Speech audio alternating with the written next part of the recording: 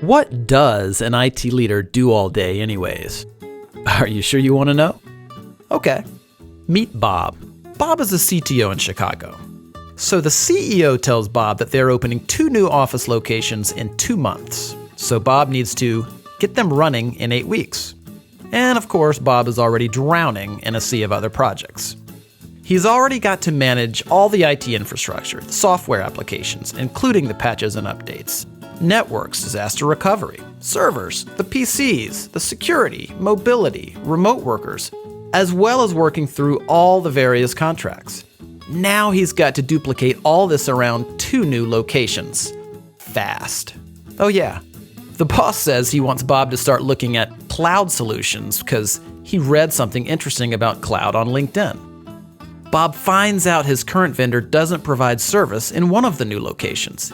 He doesn't know who operates in Dallas, so Bob researches it for 2 weeks and finds 7 potential vendors. 7 potential vendors. And time is running out. Of course, he already knows the carrier sales reps will make promises they can't keep because they have targets to meet. I mean, they're salespeople, right?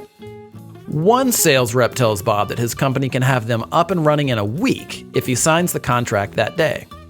And another tells him 2 months, and then everything in between. Who does Bob believe? And the pricing? All over the place for really no apparent reason. Now it's already 5 weeks later, and only 2 of the vendors he's talked to have a solution remotely close to what he needs. And now what about cloud? The process starts all over again. And Bob is no cloud expert, so he's flying completely blind here. Who should he believe? Then Bob talked to a supplier-agnostic, trusted technology advisor. They're a third-party neutral company that operates as a telecom and cloud solutions agency, like a consultant and a broker combined. But they're much better than that. I'll tell you about that in a second. You see, the right trusted technology advisor already knows the strengths and weaknesses of every carrier and supplier in the country. They know which suppliers can fit the needs of Bob's industry, his locations, and his company's unique systems and strategies. Better yet, instead of sitting on the other side of the table during strategy discussions, this cloud and telecom technology advisor sits on the same side of the table as Bob, like a true partnership should. The advisor doesn't have sales targets to hit with suppliers because of their affiliation with a technology services distributor.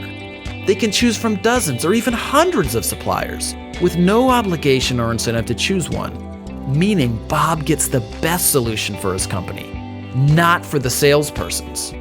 In short, the advisor cares less about selling Bob something and more about helping Bob find the right solution. When there's a problem, Bob calls his new vendor-neutral technology partner, not a customer service representative. Escalations get prioritized for Bob. Since the technology advisor is a business, not a job-hopping sales rep, they're investing in Bob and his company for decades. And Bob literally has one phone to call when problems arise. That's total accountability before, during, and after the implementation. But that's not even the best part. You see, whatever supplier and solution that Bob and his technology advisor decide on, his advisor will negotiate rates with the supplier that are the same or better than Bob would get by going direct. And get this, Bob doesn't have to pay the advisor anything for doing all of this work. 0. The advisor partner gets paid by the supplier as if they would pay one of their own sales reps. Well, better actually. So Bob gets all of the service, strategy, accountability, trust, and optimal solutions at 0 cost. And because the advisor is invested in a long-term relationship with Bob, something that their own business success depends on, this means they're more accountable to Bob. So everybody wins, including the supplier who gets more business without having to manage salespeople. It's how business is evolving in IT and telecom. So do you want to get all of these benefits of working with a no-cost cloud and telecom technology advisor? Call us today and let's get started.